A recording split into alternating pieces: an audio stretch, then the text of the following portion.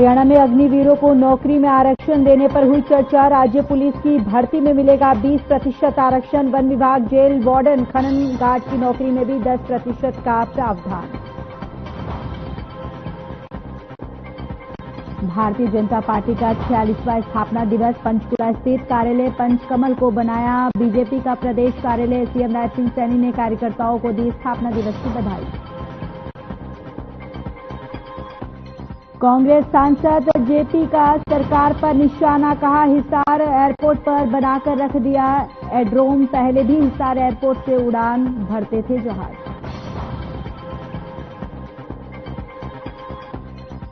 फरीदाबाद में शराब पीकर आपस में भिड़े शराबी। किराएदार मकान मालिक के टोकने पर परिवार पर किया लाठी डंडों और कुल्हाड़ी से हमला। महिला समेत 5 सदस्यों को आई गंभीर चोट। और जिलाना के गांव में नाबालिग से दुष्कर्म। सोशल नेटवर्किंग साइट के जरिए हुई थी दोनों की बातचीत। मुलाकात के लिए बुलाकर दिया वारदात को अंजाम।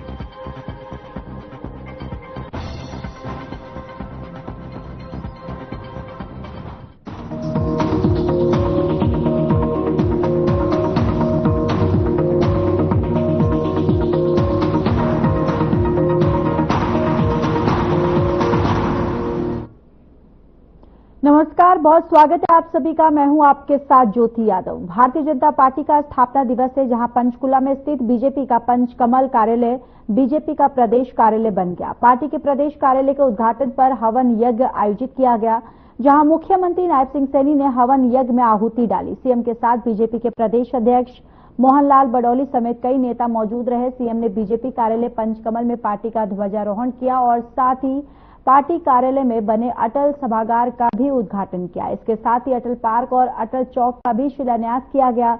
बताते चले कि अब हरियाणा बीजेपी का मुख्यालय रोहतक से बदलकर पंचकुला रहेगा।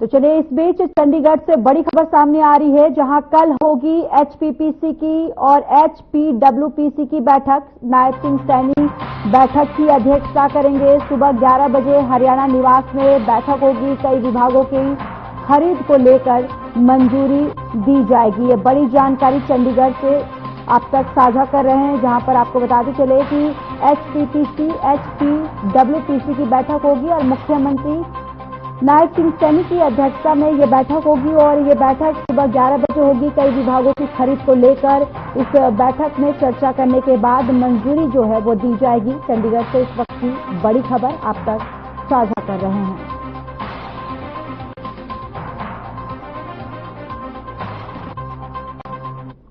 बीजेपी के स्थापना दिवस के मौके पर पंचकुला में बीजेपी कार्यालय का उद्घाटन किया गया, जहां सीएम सैनी ने हवन यज्ञ किया। इसको लेकर सीएम सैनी ने प्रदेश के कार्यकर्ताओं को बधाई और शुभकामनाएं दी। तो वहीं सीएम नायब सिंह सैनी ने सभी प्रदेशवासियों को रामनवमी की बधाई दी है। इसके साथ ही उन्होंने हिसार एयरपोर्ट पर प्रधानमंत्री के कार्यक्रम को लेकर भी जानकारी दी है। आज रामनवमी है, मां दुर्गा के नवरात्रे चल रहे हैं। मैं प्रदेशवासियों को रामनवमी की बहुत बहुत बधाई और शुभकामनाएं देता हूं। ये हमारे मां दुर्गा के नवरात्रे पर्व हैं और हमारी संस्कृति के साथ जुड़े हुए पर्व हैं। भगवान श्री राम के चरणों में मैं प्रार्थना करता हूं कि हमारा हरियाणा प्रदेश विकास की नई ऊंचाइयों को, बुलंदियों को छुए, ऐसी भगवान श्री राम से प्रार्थना करता हूं। और हमारे हरियाणा प्रदेश के 2 करोड़ 80 लाख लोग स्वस्थ और मजबूत रहें, ऐसी कामना करता हूं। आज पार्टी का 46वां स्थापना दिवस। मैं पार्टी के स्थापना दिवस पर हरियाणा प्रदेश के कोटि कोटि कार्यकर्ता को बहुत बहुत बधाई और शुभकामनाएं देता हूं।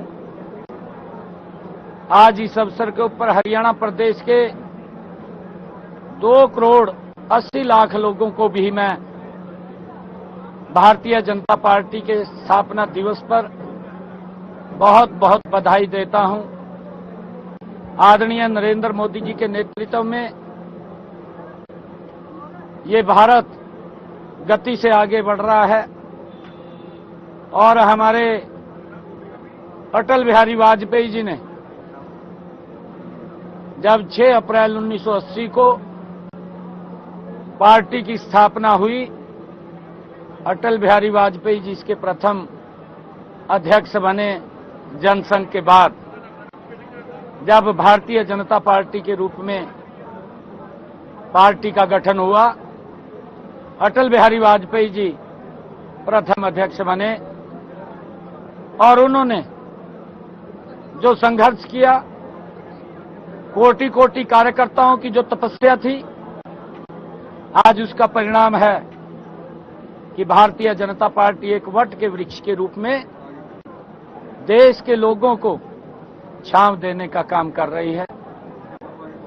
ये अटल बिहारी वाजपेयी जी ने जब एनडीए का भी गठन किया, अपने सभी एनडीए के सहयोगियों को साथ लेकर के भारतीय जनता पार्टी देश को नई बुलंदियों के ऊपर ले जाने का काम कर रही है, आदरणीय नरेंद्र मोदी जी के नेतृत्व में। आज पंचकुला में पार्टी के स्थापना दिवस के अवसर पर हमने यहां पर जो हमारा अटल मार्ग है, अटल मार्ग और उसके साथ ही अटल पार्क, जिसमें अटल बिहारी वाजपेयी जी की स्मृतियों को जो यहां पर देखने के लिए आएंगे।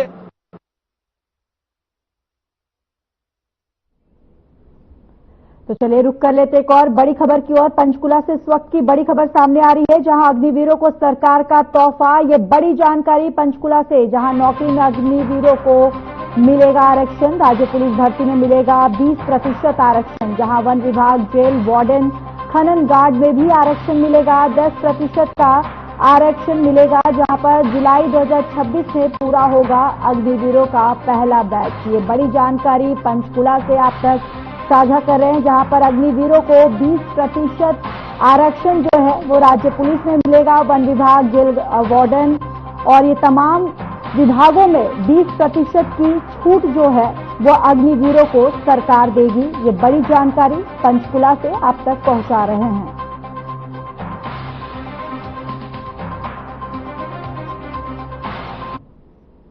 हरियाणा के ऊर्जा, परिवहन एवं श्रम मंत्री अनिल विज अलग अंदाज में नजर आए। उन्होंने वर्ष 1972 में रिलीज हुई प्रसिद्ध फिल्म अमर प्रेम के मशहूर गीत कुछ तो लोग कहेंगे गाकर और गुनगुनाकर आसपास बैठे लोगों को मंत्रमुग्ध कर दिया है, यानी कि मंत्रमुग्ध कर दिया अनिल विज ने। उन्होंने इस अंदाज में ये गाना गाया।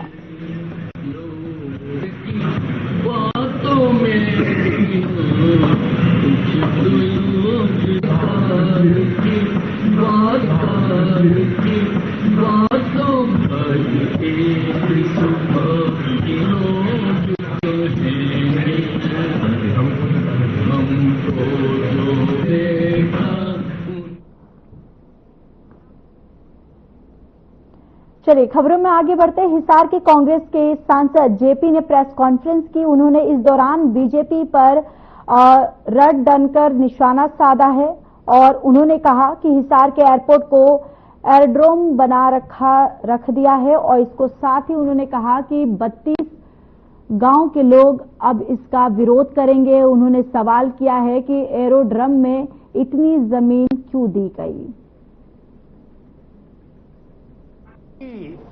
कि भारतीय जनता पार्टी 3 चुनाव से झूठ बोल रही है कि ये इंटरनेशनल एरोड्रम नहीं है।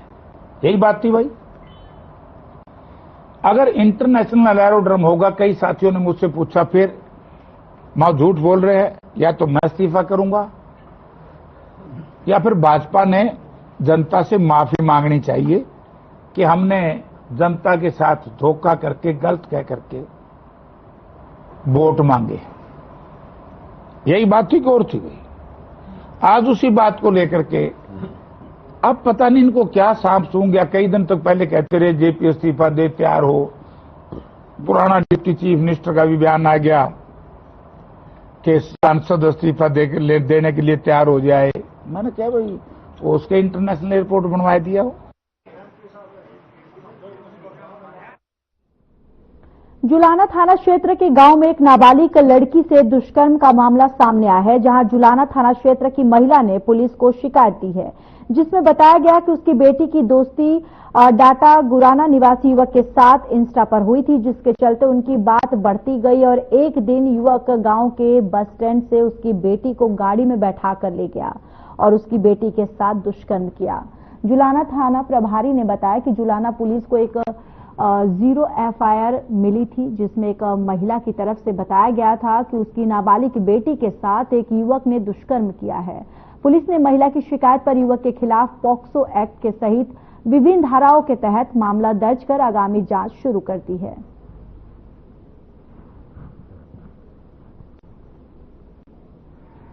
थाना क्षेत्र में हमारे पास एक शिकायत प्राप्त हुई। एक महिला द्वारा शिकायत दी गई कि उसकी नाबालिग लड़की के साथ में गलत काम हुआ है। उस संबंध में हमने मुकदमा दर्ज करके और हम अपनी कार्रवाई को नियमानुसार अमल में लेके आ रहे हैं।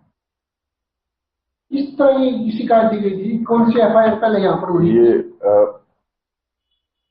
पोक्सो के रिलेटेड कंप्लेंट हमें मिली थी, जिसमें वो लड़की नाबालिग थी, तो उसमें उसकी माता के द्वारा हमें सूचना दी गई थी, जिसपे हमने मुकदमा दर्ज कर दिया।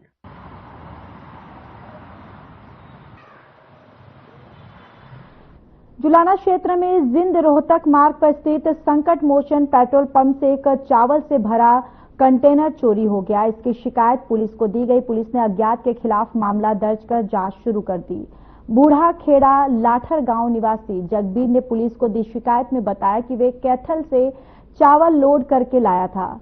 उसने कंटेनर को शाम करीब 5 बजे संकट मोचन पेट्रोल पंप पर खड़ा किया। सुबह जब वह पंप पर गया तो ट्रक वहां पर नहीं मिला। काफी तलाश के बाद भी ट्रक का कोई सुराग नहीं लगा, जिसके बाद उसने पुलिस को शिकायत दी।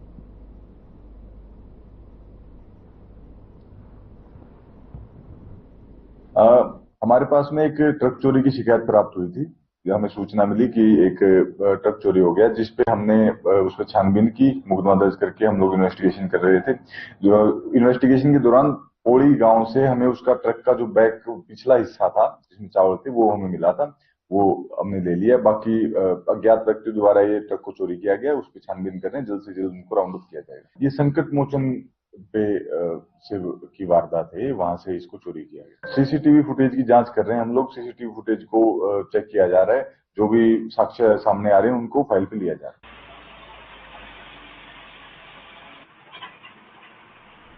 तो शाम क्षेत्र के गांव खरकड़ी माखवान के किसान सुखबीर सिंह के खेत में अचानक आग लग गई, जिससे लाखों रुपए का नुकसान हो गया। किसान सुखबीर सिंह ने बताया कि वह 12 एकड़ में टमाटर की खेती करता है, जिसमें आग लग गई। उसमें टमाटर खेती संबंधित दवाइयां, स्कूटी, 200 प्लास्टिक के पाइप, मिनी और स्प्रिंकलर आदि लगभग 3 लाख रुपए का नुकसान का अनुमान है। इस अवसर पर उपस्थित किसानों ने सरकार से मांग की है कि किसान को सरकार उचित मुआवजा दे।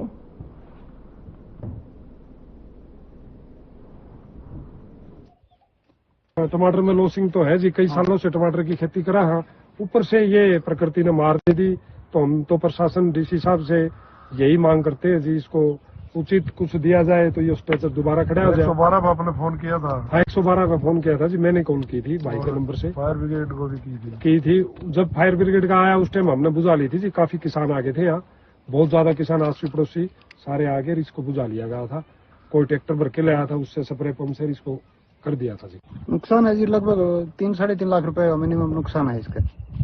75,000 रुपए की तो काल की दवाई लाउडी रखी है। खाद भी थी जिसमें और भी गणे 3 विंडो तो उसके नलकी के थे, स्प्रे वाली के। सरकार से मांग है जी आपको कुछ न कुछ इसको भाई साहब को सहायता प्रदान की जाए, जो भी उसकी।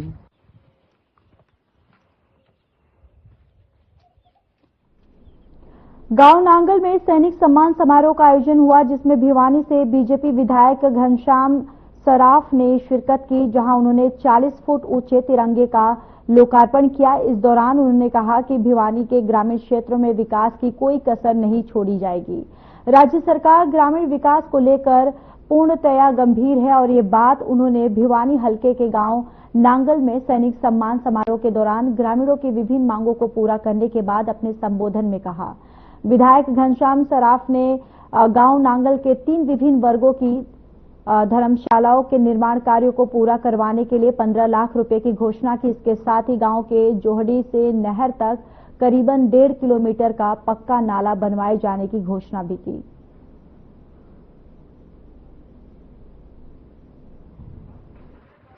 तो शुरुआत में देशभक्ति प्रोग्राम से कार्यक्रम की शुरुआत हुई, झंडा फहराया गया। उसके बाद पंचायत भवन में महिलाओं की कुछ डिमांड थी, कई डिमांड हमारे साथियों की थी।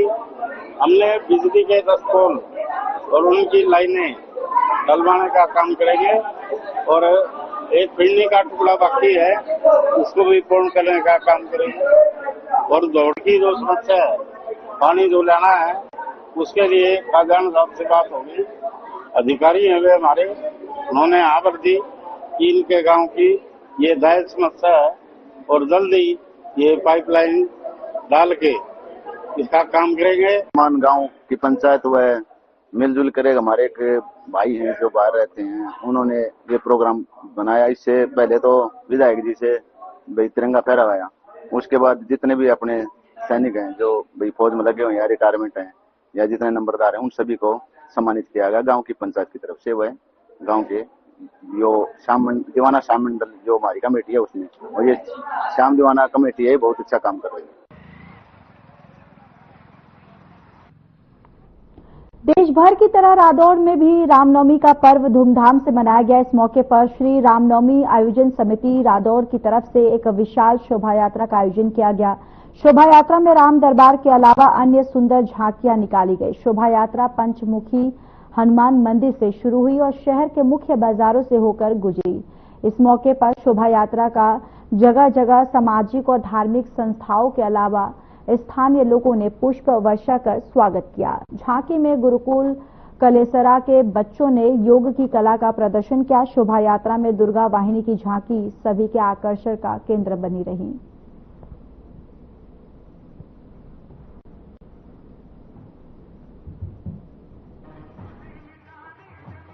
रामनवमी के पावन पर्व के उपलक्ष्य में रादौर के अंदर एक विशाल शोभा यात्रा निकाली जा रही है। यह शोभा यात्रा सामाजिक समरसता का संदेश देगी, यह शोभा यात्रा शौर्य का संदेश देगी, यह शोभा यात्रा योग का संदेश देगी।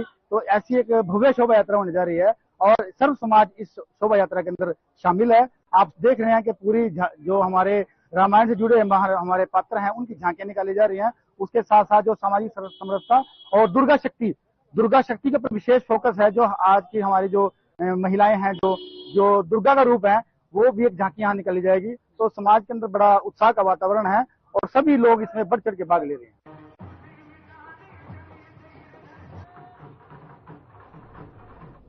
रामनवमी के उपलक्ष्य में फरीदाबाद में 9वीं विशाल हिंदू एकता भगवा रैली का आयोजन हुआ। इस रैली का आयोजन गौ रक्षा बजरंग फोर्स के राष्ट्रीय अध्यक्ष बिट्टू बजरंगी ने किया था, जिसमें दूर दराज के संत महात्माओं ने बढ़ चढ़कर हिस्सा लिया।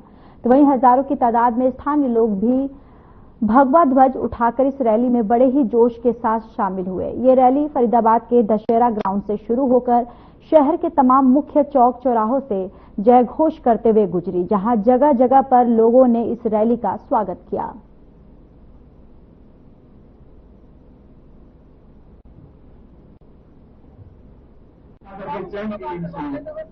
पूरे देश में भगवा रैलियां निकल रही है और उसी उपलक्ष्य में आज फरीदाबाद में भी बिट्टू बजरंगी के द्वारा आह्वान किया गया था कि यहाँ पर भगवा रैली निकाली जाएगी। सारे साधु संत इसमें उपस्थित हैं और इस रैली को सफल बनाने के लिए हम सब लोग आए हुए हैं। जय श्री राम। आज हिंदू सोया हुआ नहीं है, हिंदू पूरी तरह जाग चुका है और विधर्मियों का नाश हो रहा है, आप सब देख रहे हो। और अभी जो थोड़ा बहुत बचा है वो भी हो जाएगा और बहुत जल्दी जो है भारत हिंदू राष्ट्र घोषित होने वाला है। सनातन का एक ध्वजारोहण हो रहा है और वक्फ बोर्ड का अभी जो जजमेंट आया है उसके ऊपर ये मोहर है। डरने की आवश्यकता नहीं है, डर को ही तो निकालना है। जब तक सनातन कट्टर नहीं बनेगा तब तक हिंदू राष्ट्र नहीं बन सकता। हिंदू राष्ट्र नहीं बन सकता। सनातन को कट्टर बनना पड़ेगा, उसे अपने हक से जीना पड़ेगा। भाई हमारी तो पूरी टीम आई है, जहाँ हिंदू जलेगा, जहाँ हिंदू दिखेगा वहाँ ये टीम हमेशा दिखेगी। और हमारा तो काम ही यही है, घर पे बाहर सब छोड़ करके अपने आप में ये दिखाना कि लोगों को कि पहले हिंदू सैलाब ला चुका है। पूरे देश को एक ही संदेश है कि फरीदाबाद और पहले भी भगवाधारियों का था, आज भी भगवाधारियों का है, आगे भी भगवाधारियों का निरंतर बना रहेगा। और यहाँ पर भगवान शराब परचम लहराता रहा है। ये कोई अनादि काल तक का है, आज यहाँ पर कोई त्याग नहीं रखा जा रहा, अनादि काल तक का है। लेकिन इस गति को निरंतर चली रहे कि बिट्टू भाई के बाद भी अन्य भी ऐसे रेलवे निकालते रहे, अन्य भी भगवाधारी यहाँ पर जागते रहे।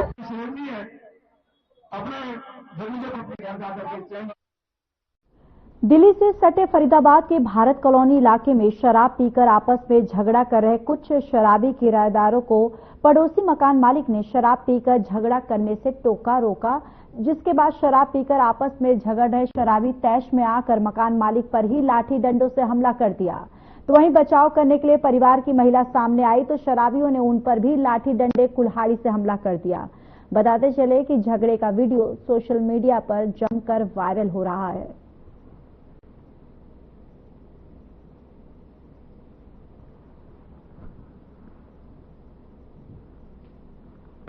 सर कोई मामला नहीं था। मेरे हस्बैंड और मेरा भाई आए थे ऑफिस से और हमारे घर के दरवाजे के सामने वो लोग लड़ रहे थे दारू पी। बस इतना था कि मेरे हस्बैंड ने उनसे बोला, अरे भाई यहाँ क्यों लड़ रहे हो, अपने घर जाके लड़ो। तो उन्होंने 3-4 बार आवाज़ लगा के बोला, उन्होंने ना सुनी। मतलब वो रिएक्ट कर रहे थे कि मतलब तुम क्यों बीच में बोल रहे हो, ऐसे करके उल्टी सीधी बोलने लग गए। फिर मेरा भाई नीचे की साइड ही खड़ा था तो उन्होंने देखा कि ये उधर खड़ा है, तो पता नहीं क्यों इसकी तरफ बढ़, उनमें से एक लड़का इसकी तरफ बढ़ा और हाथापाई करने लगा। फिर जब उसने हाथापाई करी तो मेरा लड़का छोटा वाला गाड़ी में सामान उतार रहा, वो बीच बचाव करने लगा। इतनी देर में और 4-5 थे वो। हम ऑफिस से आए, मैं मेरे सारा ऑफिस से आए तो हमने आगे देखा कि नीचे मेरे घर के नीचे 2-3 बंदे आपस में झगड़ रहे हैं और गाड़ी गलौज कर रहे थे। गाड़ी गुप्ता कर रहे थे। हमें उतर के मैंने भैया तुम अपने घर के आगे जाके लड़ो, वहाँ गाड़ी गलौज वहाँ करो, यहाँ मत करो। तो मेरा सारा था, उसने फिर बोला कि जीजा आप जाओ ऊपर घर में, मैं इन्हें पर करके आता हूँ थोड़ा सा। तो मैं ऊपर जीने पे चढ़ने लगा, वो उधर गए तो मैंने मुड़ के देखा तो वो उसको पीट रहे हैं, साड़े को पीट रहे हैं। और फिर जब मैं उतर के गया, मैंने देखा तो मेरे पे हमला कर रहे उन्होंने, कुहाड़ी लाठी पाठी वो उन्होंने दुकान में वहाँ से सब निकाल लिए। रात को सूचना मिली थी लेट नाइट कि भारत कॉलोनी में झगड़ा हुआ है। तो पता चला कि 2 पक्षों में कोई थर्ड पर्सन 2 पक्षों में झगड़ा हो रहा था। तो जो पार्टी जिसको चोट लगी है उन्होंने उनको बीच बचाव करने की कोशिश की तो वो उनके साथ ही झगड़ा हो गया। और झगड़े में जो घायल हुआ है वो हॉस्पिटल में एडमिट है, उनके हमने स्टेटमेंट लिख लिया है और FIR दर्ज हो चुकी है इसमें। तो इसमें जल्दी ही आरोपियों को गिरफ्तार कर लेंगे और उनके खिलाफ सख्त से सख्त कानूनी कार्रवाई की जाएगी। सर कितने लोगों के खिलाफ मामला दर्ज हुआ और किन धाराओं के तहत मामला? ये 5 से 6 व्यक्ति हैं जिनके बाई नेम 4 हैं, बाकी अन्य में 2 नाम और हैं। तो इनको सभी को जो है जल्दी ही अरेस्ट करेंगे और नियम अनुसार कानूनी कार्रवाई अमल में लाई जाएगी। कितने लोग घायल हुए थे? इसमें तकरीबन 5 लोगों को चोट आई है।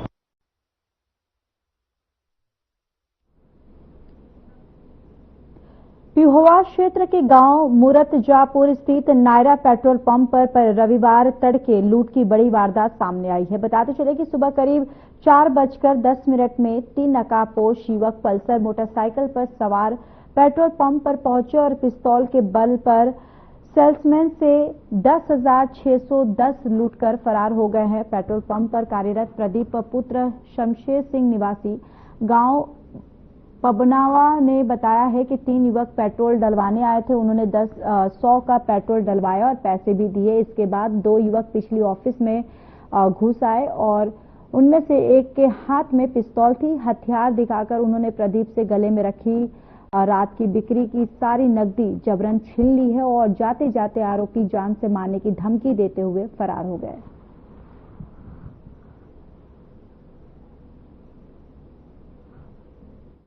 आज सुबह सूचना प्राप्त हुई थी कि नायरा पेट्रोल पंप पर 3 नौजवान लोगों ने पिस्तौल के नोक पर डकैती की है और 10,610 रुपये सेलमैन से छीन लिया है।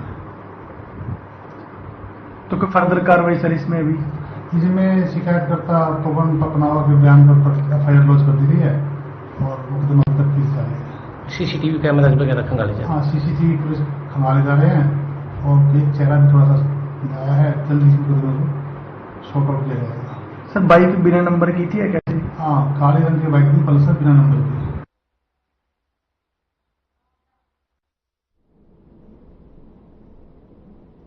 चलिए, इस बुलेटिन में इतना ही। बाकी देश और दुनिया की तमाम बड़ी खबरों के लिए जुड़े रहिए हमारे साथ। नमस्कार।